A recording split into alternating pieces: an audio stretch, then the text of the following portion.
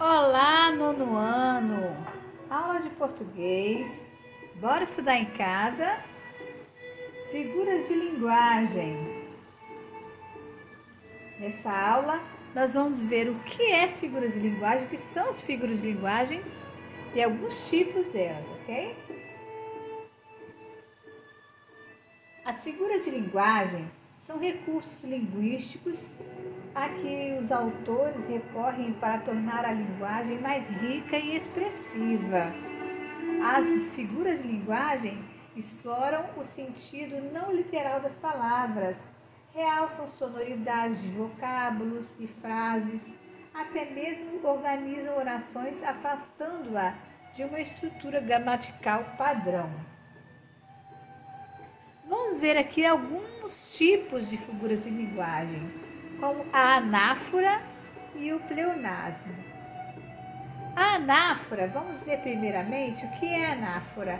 A anáfora ocorre por meio de repetição de termos no começo das frases ou dos versos. É um recurso estilístico muito utilizado pelos escritores nas construções de versos com o intuito de intensificar uma expressão. Por exemplo, vejam só. É preciso casar João, é preciso suportar Antônio, é preciso odiar Melquíades, é preciso substituir nós todos. Intensificar, então precisa intensificar aí uma expressão, aí a intenção é essa, certo? E aí você viu repetido, é preciso, é preciso, é preciso. A esse recurso de linguagem nós chamamos de anáfora. E o pleonasmo? O pleonasmo é o uso excessivo de palavras na transmissão de uma ideia, ocorrendo uma repetição, ou a mesma coisa, uma redundância. Redundância é você dizer duas coisas querendo dizer ao mesmo tempo a mesma mensagem. Dizer uma coisa com a mesma mensagem, duplificado o sentido. Preste bem atenção. Por exemplo, entrar para dentro. Porque entrar já tem o sentido de ser para dentro. Isso que é dizer duas coisas significando a mesma coisa, certo? E aí nós chamamos de redundância, que essa redundância está identificada na figura de linguagem como pleonasmo. É o pleonasmo vicioso. Ou, por exemplo, sair. Quando você fala sair, já é para fora. Agora, se você falar sair para fora, é uma chamada de redundância, ou então pleonasmo. A mesma coisa subir para cima ou descer para baixo. Então, é um vício de linguagem também que se fala isso aí. Também é chamado de redundância. Certo? Elipse e zeugma são duas figuras de linguagem bem parecidas. Então, preste bem atenção na diferença.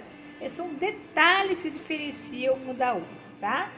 É um pouquinho chato de entender, mas vamos nos esforçar um pouquinho. A elipse é a omissão de um termo no enunciado. Aí já está colocando o zeugma já. O zeugma, portanto, é um tipo específico de elipse, já que a supressão, nesse caso, está condicionada ao fato de que esse termo já ter sido anteriormente mencionado na frase. Preste atenção nessas diferenças aqui. Agora, a zeugma é caracterizada também pela omissão de um termo mencionado anteriormente no enunciado. A elipse é apenas a ocultação do termo, não importando que o mesmo já tenha sido expresso ou não na frase. Aqui nós vamos ver clara a diferença das duas. Elipse e zeugma, olha só.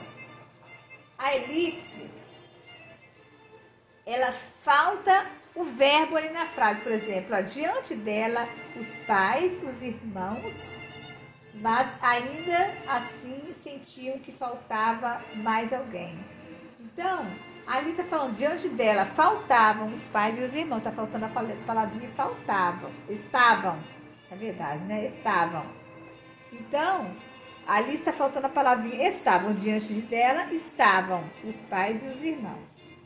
E embaixo, diante dela estavam os pais e os irmãos, e também os tios e os avós. Ali, faltou também a palavrinha estavam na segunda frase, mas como já tinha sido repetido na primeira, então não é chamado de elipse, sim de zeugma. Mas, na verdade, as duas são formas de elipse.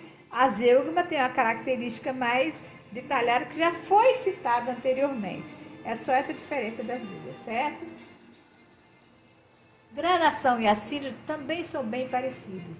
A gradação é empregada por meio de enumeração de elementos frasais. Tem o intuito de enfatizar uma ideia no assentando de ritmo crescente, até atingir o clímax. Essa é a diferença principal de gradação e de assíntota, certo? A gradação já vem falando a palavra gradativamente. Ela tem a ideia de intensificar uma atitude até alcançar o clímax. Por exemplo, no restaurante sentei, pedi, comi e paguei. Paguei foi o clímax, ou seja, foi a ideia crescente. O assíndeto é um pouco diferente. O assíndeto é a figura de linguagem que corresponde à figura de sintaxe marcada pela omissão de conjunções.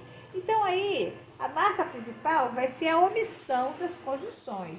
Por exemplo, nascendo, rompendo, rasgando e tomando meu corpo, e então eu chorando, sofrendo, gostando, adorando. É uma parte da música Explode Coração.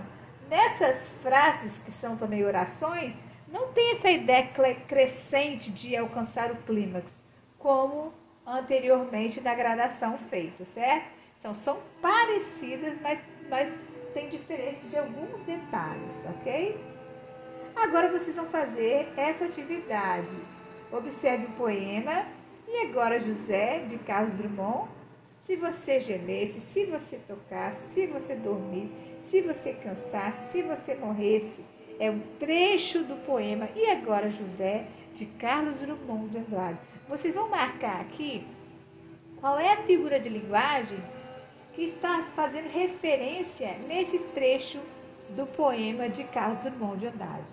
Vamos, se você for necessário, sentir necessidade, você volta ao conteúdo e vamos marcar o que você acha, qual é a figura de linguagem que se refere nesse poema, ok?